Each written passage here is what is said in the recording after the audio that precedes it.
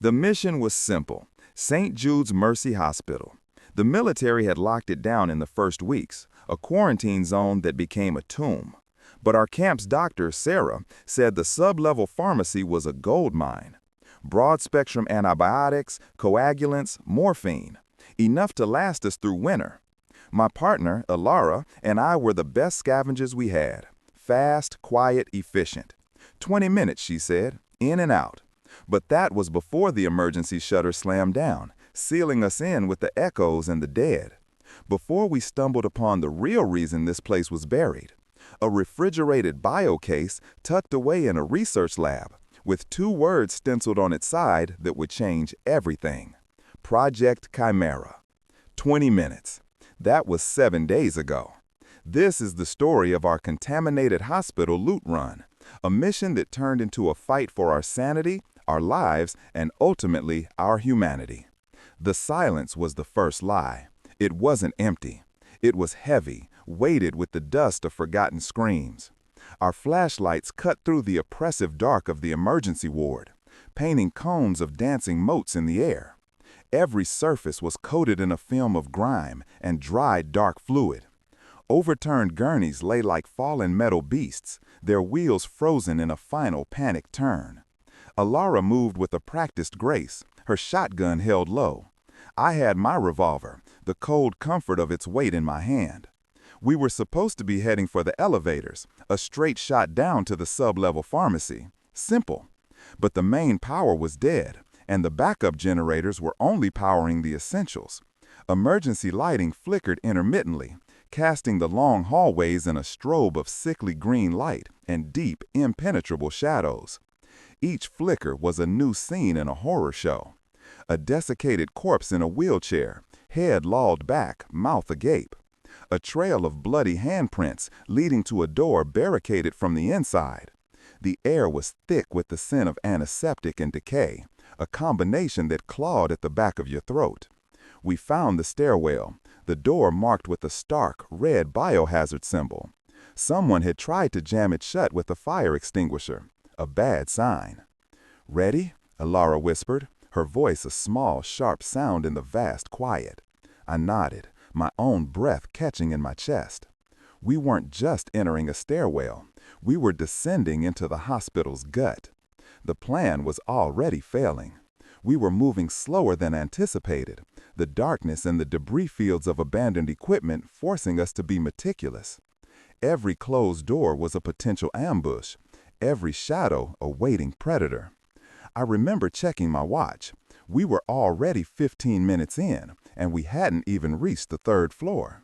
The pressure was mounting. We were on the clock. Our community was depending on this medical supply run. Little Marco had a raging fever, and we were out of amoxicillin. Old man Hemlock's leg was going septic from a walker bite he'd barely survived. The faces of our people, our family, flashed in my mind. That was the motivation, the fire that burned away the fear. We had to succeed. We navigated through a pediatric ward that felt colder than the rest of the hospital. The cheerful cartoon animals painted on the walls were peeling, their smiles made sinister by the decay. A lone teddy bear sat in the middle of the floor, one button eye staring up into the darkness.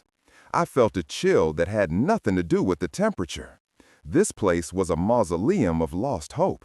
It was then that we heard the first sound that wasn't us, a low, wet gurgle from the floor below. It wasn't the groan of a typical walker. It was something else, something wrong. Alara froze, her shotgun snapping up. I raised my revolver, my light beam sweeping the darkness ahead. The sound echoed up the concrete shaft of the stairwell, a liquid, guttural noise that promised a unique kind of pain. This was the moment the mission truly changed. The moment we knew the stories about St. Jude's weren't exaggerated. This wasn't just a building full of the shambling dead. It was an infected zone, a place where the plague had been allowed to fester, to evolve. We exchanged a look, a silent conversation that passed between us in a fraction of a second. There was no turning back. Forward was the only way through. As we took our first step down towards the sound, a series of heavy, metallic clunks echoed from above. Then, with a deafening screech of tortured metal, a blast shield slammed down over the stairwell entrance far above us. We were plunged into absolute suffocating darkness, the green emergency lights on our floor flickering one last time before dying completely. The lockdown had begun. We were trapped, and the gurgling below us was getting closer. The silence was broken by my own ragged breathing, the frantic thumping of my heart against my ribs. Ilara clicked on her weapon-mounted light, a powerful, narrow beam that cut the black but seemed to make the surrounding darkness even more absolute. We were no longer scavengers. We were prey. The contaminated hospital had sprung its trap, and our 7 days in hell had just begun. The goal was no longer just the medical supplies. It was survival. The weight of that realization settled on me, heavier than any pack I had ever carried. Below, the shuffling grew louder, accompanied by a clicking like nails on concrete. We weren't alone in the dark, not by a long shot. I remember Ilara's voice, steady and calm despite the situation, a lighthouse in my storm of panic. "Kale," she said, "check your ammo." I did, my fingers fumbling with the cylinder of my revolver. 6 shots, 6 chances to live a little longer. "Stairwell's a choke point," I replied, my voice hoarse. "We hold here. Let them come." We stood back to back, our lights pointed in opposite directions, a tiny island of defiance in an ocean of predatory darkness. The smell of decay was stronger now, a physical presence that filled my lungs. The clicking was just around the corner below. A shadow moved at the edge of my light beam, then another. This was our first test in the infected zone of St. Jude's Mercy Hospital, the beginning of a long, arduous apocalypse survival story that would push us to the very brink of what it means to be human. Every choice from this point forward would be a matter of life and death, every bullet a precious commodity, every sound a potential harbinger of our end. And through it all, the mystery of this place, the reason for its aggressive quarantine, lingered in the back of my mind, a question mark written in blood and shadow. We didn't know it yet, but the antibiotics were the least important thing we would find in this tomb. The real prize and the real curse was waiting for us in the darkness below, locked away in a box that held the future of the human race, or its final, agonizing extinction. Morning never came. There's no morning in a tomb. Day 2 began with the grim task of clearing our immediate area. The creatures from the stairwell were different, faster than the usual shamblers, with an unsettling intelligence in their milky eyes. They moved with a jerky, unnatural gait, their bodies contorting in ways that bone and sinew shouldn't allow. We used our ammunition sparingly, finishing them with my crowbar and Ilara's combat knife. The close-quarter struggle was brutal, intimate, and exhausting. Every victory was paid for in sweat and ragged breaths. The stairwell was our prison, but also our fortress. We barricaded the door leading to the lower levels with gurneys and debris, creating a makeshift gate. We needed a base, a place to rest, however fleeting. We found it in a small doctor's lounge on the 4th floor. The door was solid oak, the lock still functional. Inside, the air was stale, but blessedly free of the stench of death. A thick layer of dust covered everything. A half-finished game of chess sat on a small table, the pieces frozen in a silent, decade-long battle. It was a ghost of the world that was.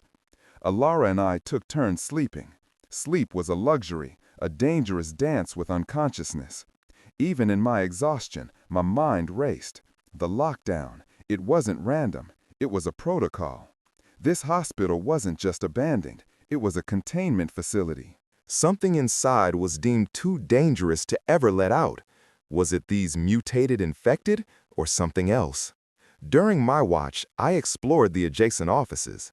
The lives of the people who worked here were laid bare in scattered photographs and forgotten memos. Dr. Eris Thorne, head of infectious disease research. His name was on most of the doors in this wing. I found his personal office. Unlike the others, it was in disarray. Papers were strewn everywhere, a desk lamp was smashed, and a whiteboard was covered in a frantic scrawl of equations and chemical compounds. In the corner, I found a digital voice recorder under a pile of books. Its battery was miraculously still alive. I pressed play. A man's voice, strained and terrified, filled the small room. It was Dr. Thorne. Log entry. I don't know what day it is. The quarantine was initiated 60 hours ago. They sealed us in. The initial vector, it's not behaving as predicted. The cellular regeneration is aggressive, uncontrolled. It doesn't just reanimate necrotic tissue, it improves it, stronger, faster, more resilient. My God, what have we done? We called it the Lazarus strain, a cure for everything. We thought we were gods, but we only created a more perfect predator. And now it's adapting, evolving. We had a failsafe, Project Chimera, a targeted enzyme designed to collapse the Lazarus matrix, a true cure. But the initial test subject, Subject 0, it didn't work as planned. It stabilized him, yes, but the symbiotic adaptation, it's something new, something conscious. The military wants Chimera. They think it's a weapon. I have to hide it. I can't let them have it. I can't let it out. The world can't know this kind of horror. The recording ended with a crash and a scream that made my blood run cold. Project Chimera, a cure, a weapon, something conscious. The mystery of St. Jude's deepened, twisting into something far more sinister than a simple outbreak. I looked at Ilara, who was now awake, drawn by the recording. Her face was pale in the flashlight's beam. "Kale," she breathed, "what does this mean?" "It means," I said, the weight of Thorne's words settling on me, "that the antibiotics are no longer the primary objective. Our mission had changed. This wasn't just a supply run anymore. We were caught in the middle of a secret that people had killed and died to protect. We had to find this Project Chimera. We had to understand what it was. Was it the hope Thorne believed it to be, or the weapon the military wanted? And where, in this sprawling, 10-story labyrinth of death, had a terrified scientist hidden the most dangerous secret in the world? As we contemplated this, a new sound reached us from down the hall. Not the gurgling of the infected. It was a soft, rhythmic beeping. Faint, but persistent. It was the sound of active machinery, the sound of power. And it was coming from the direction of the research wing. A new path had opened, a breadcrumb trail left by a dead man. But we both knew, with a certainty that chilled us to the bone, that we weren't the only ones who could hear it. The echoes of the past had just given us a destination, but they had also painted a target on our backs for every creature trapped in this contaminated hospital with us. Hunger. It's a quiet predator. On day 3, it began to stalk us in earnest. Our emergency rations were meant for a 24-hour mission, not a protracted siege. The gnawing emptiness in our stomachs became a constant companion, a dull ache that sharpened our senses and frayed our nerves. Water was our first priority. We found it in the sealed water heaters of the staff kitchens, a risky venture that forced us into the open corridors. We moved like phantoms, our every step a calculated risk. The hospital had a rhythm, we were learning. The infected were more active in certain areas, drawn by sound, or perhaps by something else, some lingering scent of the living they could detect. We learned to watch for the signs: fresh scratch marks on the walls, disturbed dust on the floor, the faint, coppery smell of recent violence. The rhythmic beeping led us towards the West Wing, the dedicated research and development department. This was Dr. Thorne's territory. The doors were different here, requiring keycard access. Most were locked tight, but we found one that had been forced open, its magnetic lock shattered. Inside, the scene was one of carnage. Lab coats, stained with blood, were draped over chairs. Microscopes were smashed. And on the floor, a dead soldier in full tactical gear. He wasn't bitten, he was shot, multiple times. Military, Ilara stated, examining his uniform. They were here. They came for the project Thorne mentioned. And they didn't get it, I added, pointing to the soldier's empty hands and the signs of a fierce firefight. Someone had defended this lab. We salvaged what we could from him: a combat knife, 2 full magazines for a rifle we didn't have, and a protein bar, which we split meticulously, the taste of chocolate and preservatives feeling like the most decadent meal of our lives. It was in this lab that we found the next piece of the puzzle. Tucked inside a desk drawer was a fragmented research journal belonging to Dr. Thorne. Many pages were torn out or ruined by water damage, but we could piece together parts of his work. He wrote about the Lazarus strain with a chilling mix of pride and terror. He described its potential to cure cancer, reverse brain damage, and end disease. But his later entries were filled with dread. He wrote of unforeseen evolutionary vectors and aggressive mimetic properties.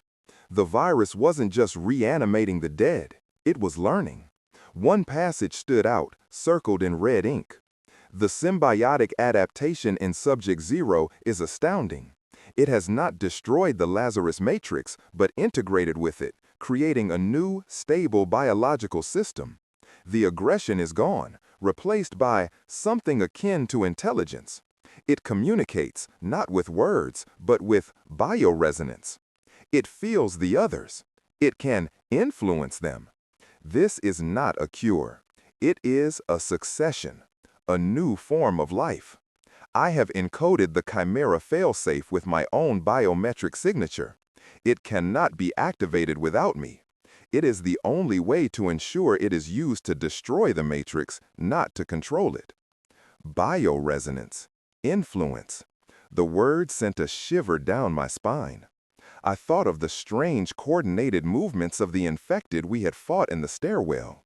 Were they being guided? Was there a shepherd for this flock of wolves? The thought was terrifying. This hospital didn't just contain a horde, it contained an alpha, a Subject Zero with the power to think. We were no longer just evading mindless monsters. We were trespassing in a predator's den, and the predator was smart. The beeping was louder now, coming from a sealed room at the end of the hall marked Biocontainment Level 4. A heavy steel door with a digital keypad was the only way in. The keypad was dark, no power. But a thick bundle of cables ran from the ceiling and snaked under the door. Someone had bypassed the main grid, running a dedicated power line to whatever was inside. Chimera, Ilara whispered. It had to be. Dr. Thorne's last stand. He had locked his secret away and powered it with an independent source.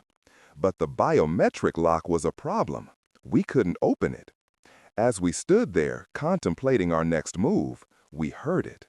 A sound different from the rest. The scraping of metal on concrete coming from the far end of the corridor. We ducked behind a row of lab tables, peering through the gloom. A figure emerged from the shadows. It was tall, emaciated, and moved with a horrifying fluidity that was nothing like the other infected. It was dragging a long piece of rebar, which it used to test the floor ahead of it, like a blind man with a cane. It wasn't shambling, it was patrolling. It stopped, its head tilting as if listening to something we couldn't hear. Then, slowly, it turned its head and stared directly at the Level 4 containment door. It knew. It was guarding it.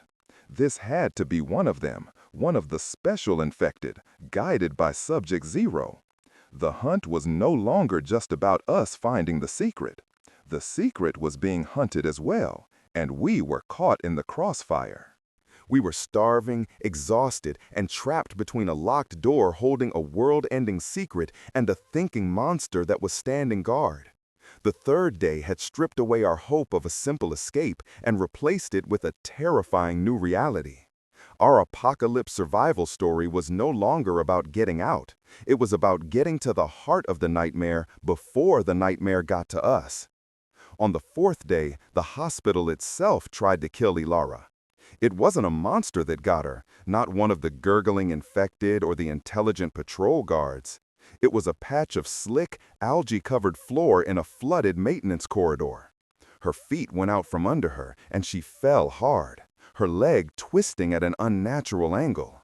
A bone-jarring crack echoed in the concrete hallway. I was by her side in an instant. Her face was a mask of pain, sweat beading on her forehead. A shard of bone was pressing against the skin of her shin, a compound fracture. In our world, a death sentence. Panic, cold and sharp, stabbed at my chest.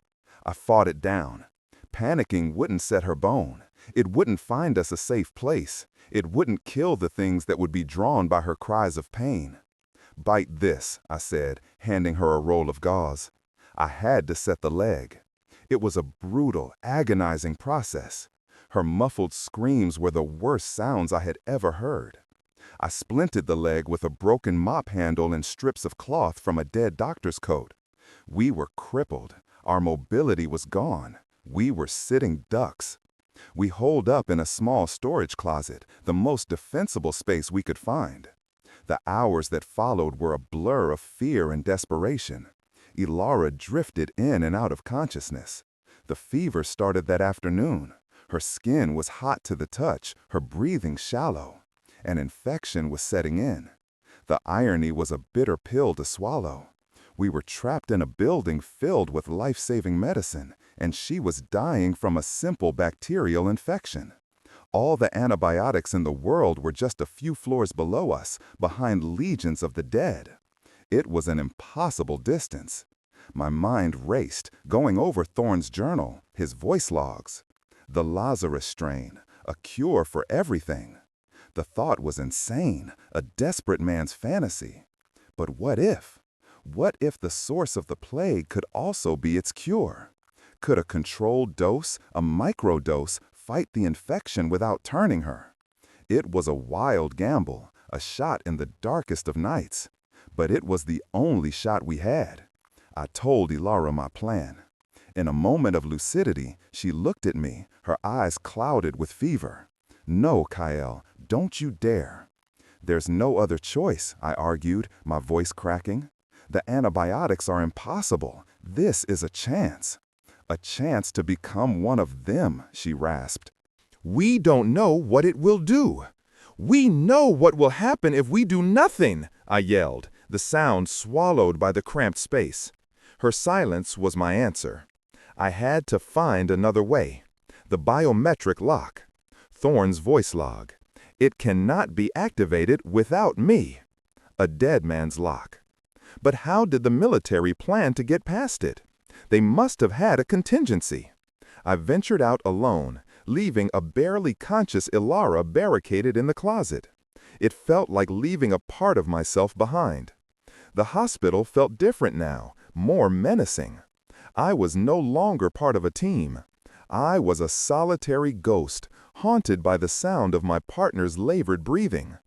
I went back to the dead soldier. I searched his gear again, more thoroughly this time. And I found it. Tucked into a hidden pocket in his vest was a military-grade PDA. I powered it on. Most of the files were corrupted, but one was intact. Operation Chimera Contingency Plan. My heart pounded as I read. The military knew about Thorne's biometric lock. Their plan wasn't to bypass it, it was to override it. The PDA detailed a protocol to trigger a hospital-wide system reboot from the main security office on the administrative floor. This reboot would disable all electronic locks for exactly 60 seconds, including the one on the level 4 containment door.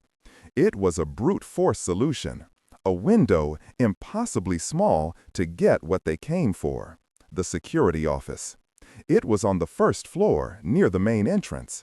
I had to go back up, through the floors we had so carefully descended, through the territories of the dead. And I had to do it alone. The risk was immense, but so was the reward. If I could get to that door, get to the cure Thorne had created, maybe I could save Ilara. Not with the plague, but with its antidote. The moral calculus shifted.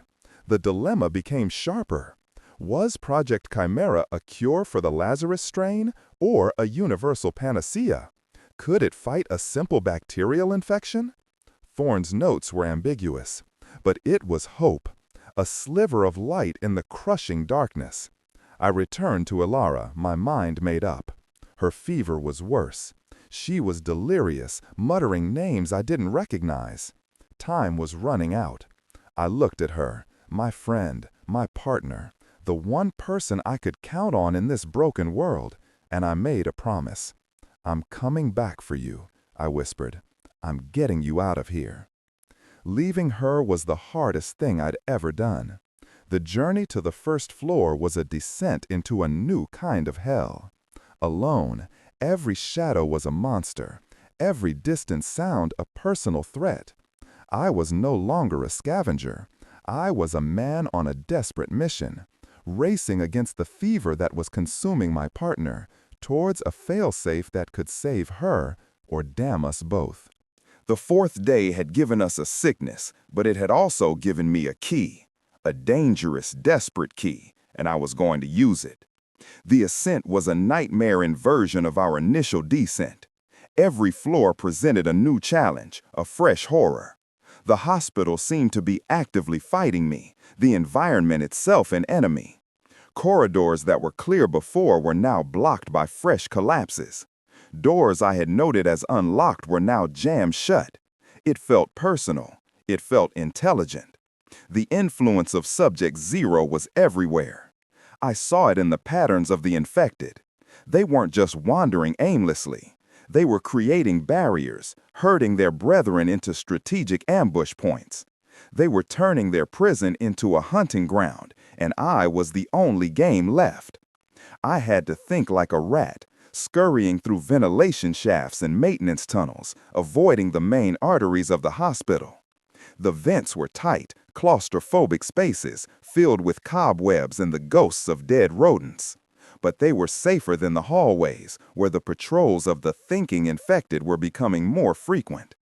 I could hear them below me, their guttural clicks a form of communication, a language of the damned. The first floor was the belly of the beast. It was the main reception area, a vast open space that offered no cover. The floor was littered with the bodies of civilians and soldiers caught in the crossfire of the initial quarantine. A fierce battle had been fought here. The emergency shutters over the main entrance were buckled and bent, testament to the sheer force of the horde that had thrown itself against them from the outside. The security office was on the far side of the lobby, a glass-walled enclosure that was now shattered and broken. Getting to it felt like crossing 100 yards of open ground under a sniper scope. I had to wait, my body pressed into the shadows of a collapsed information kiosk for what felt like an eternity. I watched the patrols. There were at least 5 of them in the lobby, moving with that same eerie, coordinated grace. They weren't just wandering, they were searching. For me. They were being guided. I could feel it, a strange pressure at the base of my skull, a low hum of malevolent thought. It was the bioresonance Thorne had written about. Subject Zero was close. Its consciousness was a palpable presence, a spider at the center of a web, and I was a fly, foolishly buzzing closer to the heart of its power.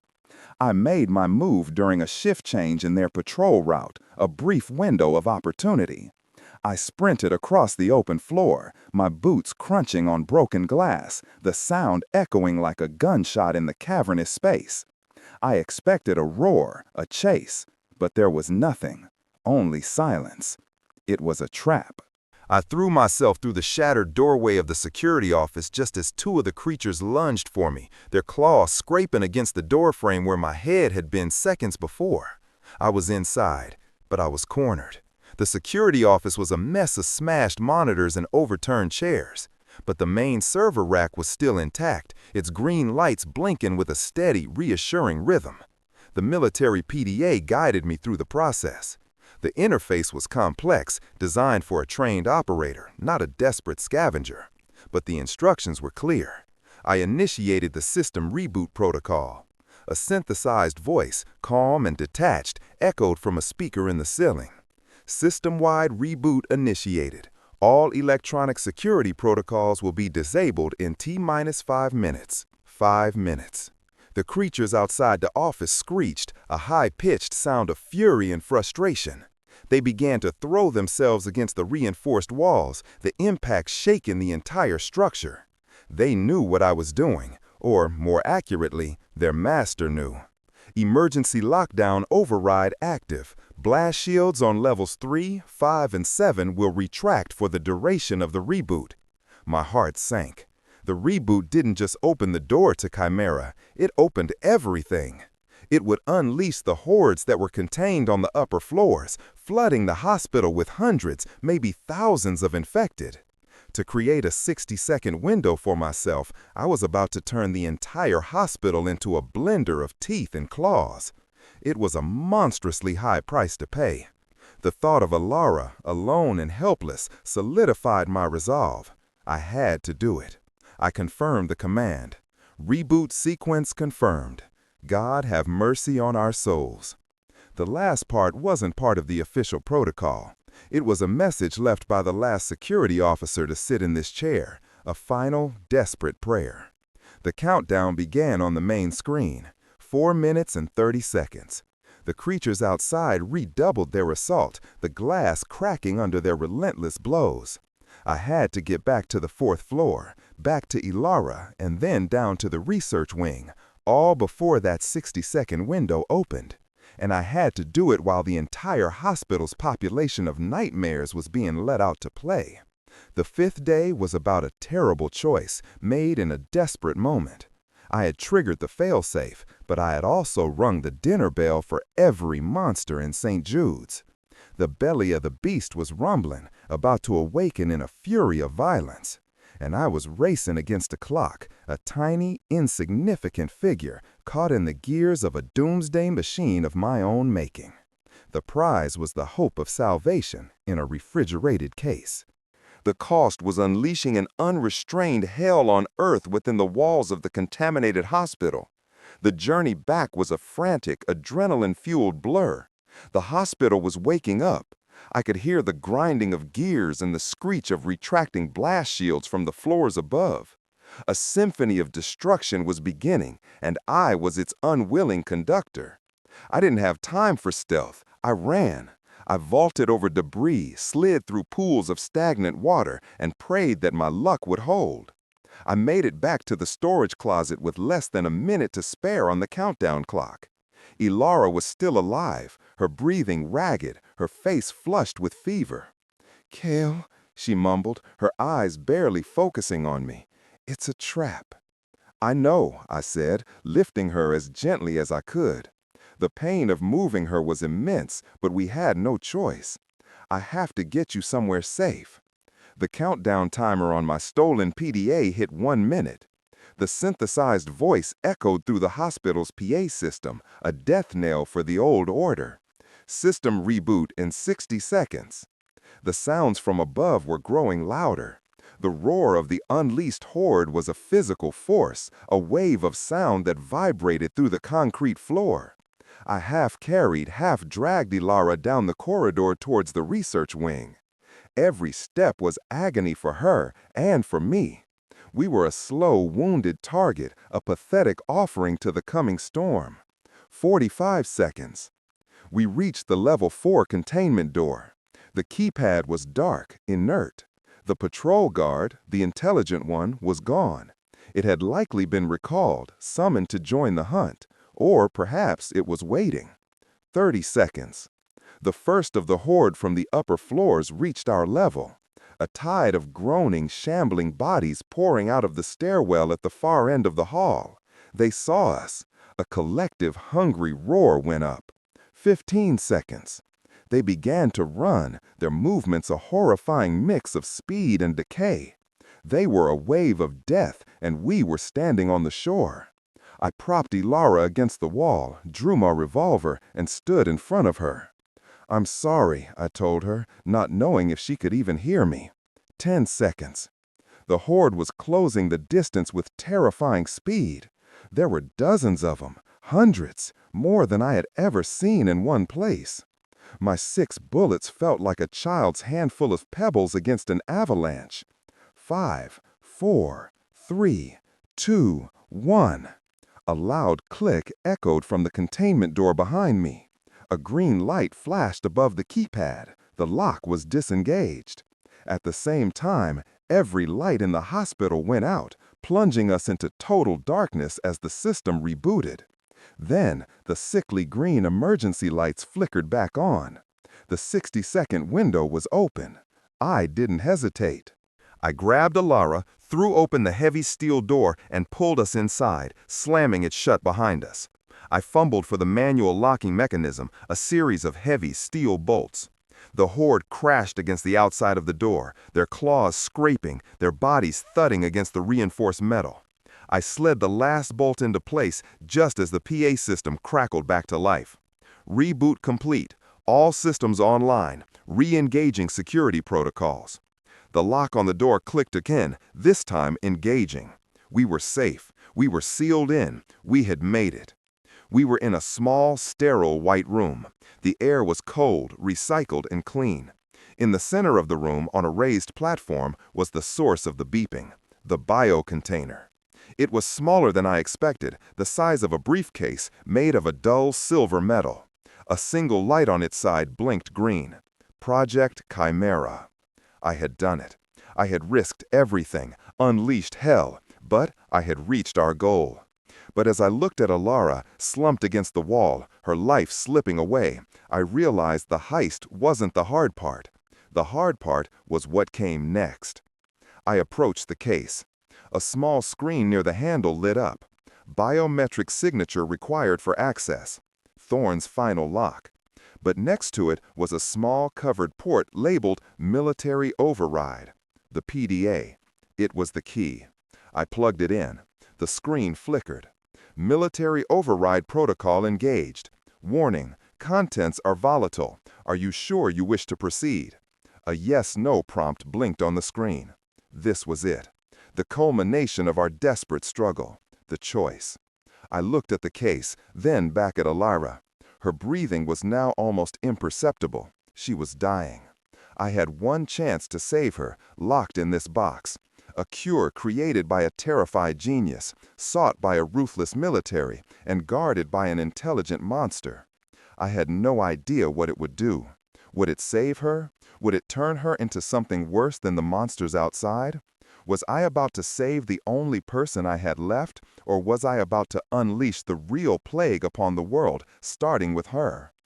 The moral dilemma was no longer an abstract concept. It was a blinking cursor on a screen. The 6th day had been a race against time, a 60-second heist that had cost a fortune in blood and chaos.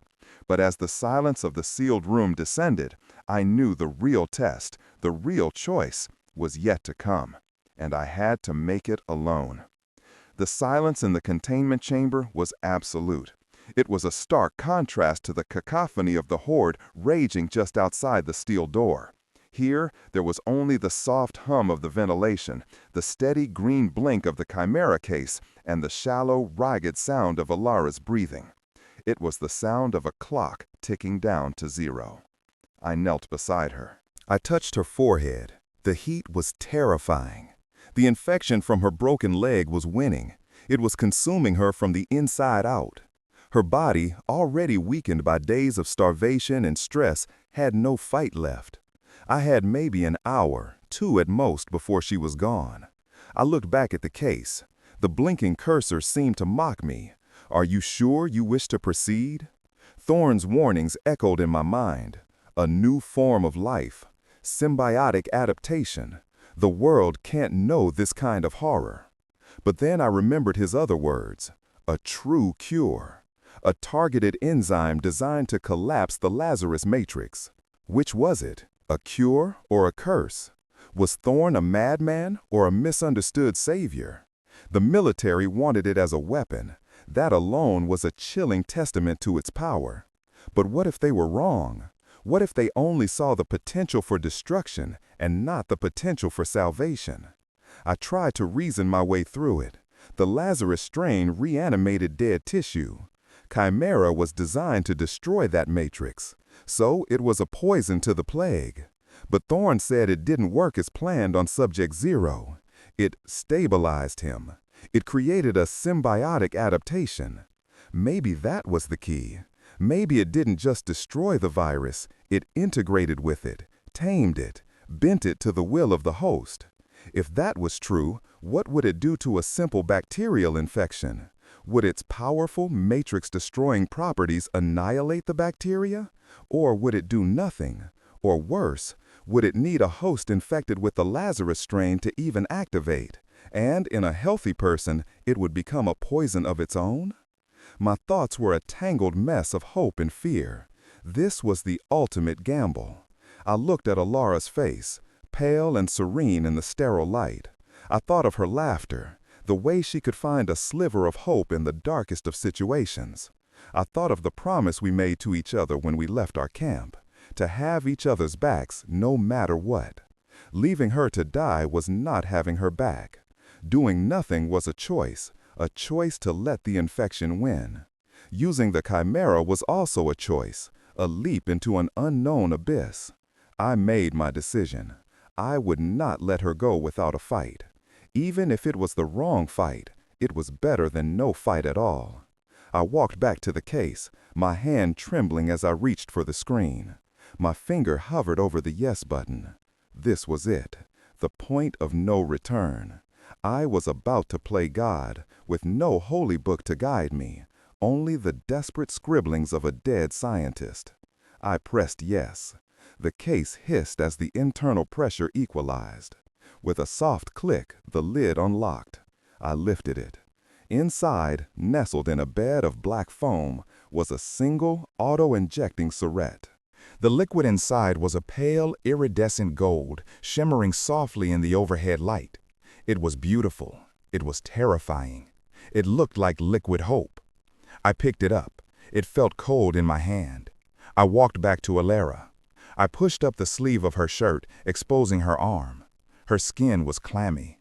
I hesitated one last time, the syringe poised over her vein. Was I saving her, or was I merely changing the monster that would kill her? I thought of our camp, of little Marco and old Hemlock. We had failed our mission to bring back the antibiotics. But maybe, just maybe, I was about to bring back something infinitely more valuable, or infinitely more dangerous. "Forgive me," I whispered, and I pressed the syringe against her arm. There was a sharp hiss as the needle deployed, injecting the golden liquid into her bloodstream. For a moment, nothing happened. Then, her body went rigid. Her back arched, and a low groan escaped her lips.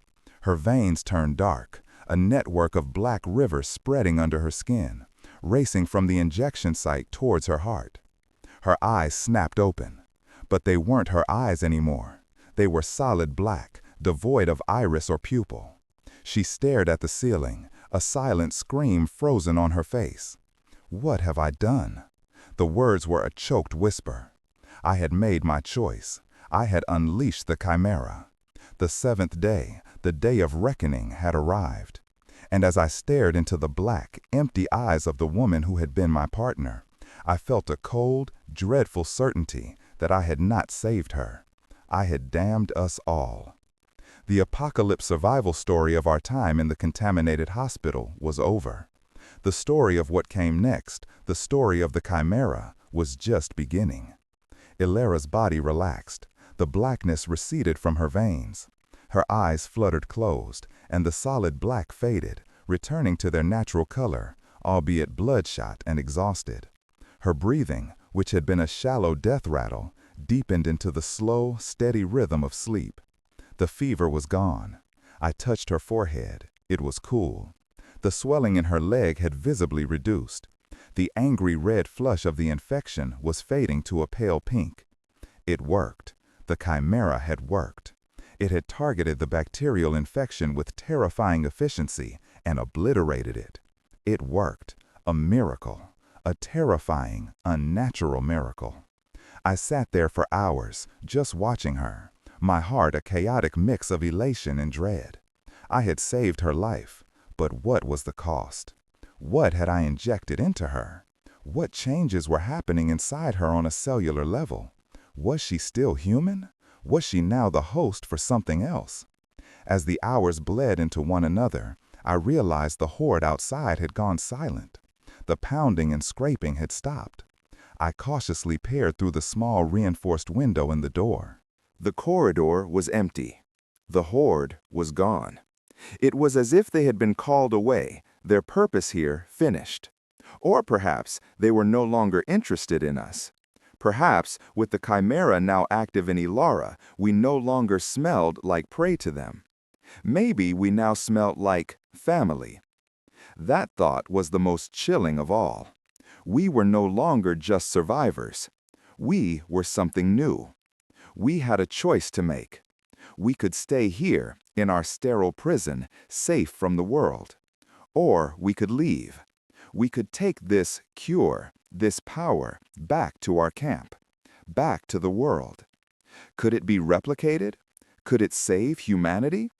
Or would it be the final, fatal blow, replacing one plague with another, more subtle, more intelligent one? The moral dilemma had not ended with my choice. It had magnified. It was no longer about saving one person. It was about the fate of everyone. I had my partner back, but I had a burden that was heavier than any loss. The burden of a terrible, wonderful secret. What would you have done? In that room, with the person you cared about most in the world dying, and a single, terrifying, unknown hope in your hand, what choice would you have made? Would you let them die, preserving the devil you know? Or would you risk the entire world on a desperate gamble to save them, unleashing a devil you can't even imagine? There is no easy answer. In this world, there never is. All you can do is make your choice, and then live with the ghosts that follow.